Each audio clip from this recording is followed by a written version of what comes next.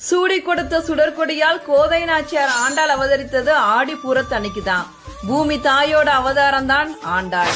ஆண்டாள்ங்கிற பெயர் ஏன் வந்ததுன்னு தெரியுமா? சிம்ம ராசியில ஆண்டாளோட அவதாரம் அப்படிங்கிறது பிறப்பு முதலே வாழ்க்கையிலும் வார்த்தையிலும் ஒரு கம்பீரம் இருந்தது, ஆளுமை இருந்தது. மானிடர்களுக்கு வாழ்க்கைப்பட்டு வாழ மாட்டேன், அந்த மாதவனுக்கே வாழ்க்கைப்படுவேன் அப்படிங்கிற துணிவு இருந்தது. அதனாலதான் அவள் பகவானையே ஆண்டாள், அற்புதமான தமிழை ஆண்டாள், தன்னை தேடி வரும் பக்தர்களுக்கு அருள் கொடுத்து அவர்களையும் ஆண்டாள். தன் தூய்மையான அன்பினால் அந்த அரங்கனையே ஆண்டவளாக இருந்ததால் தான் ஆண்டாள் அப்படிங்கிற பெயர் மிக பொருத்தமாக அமைந்தது.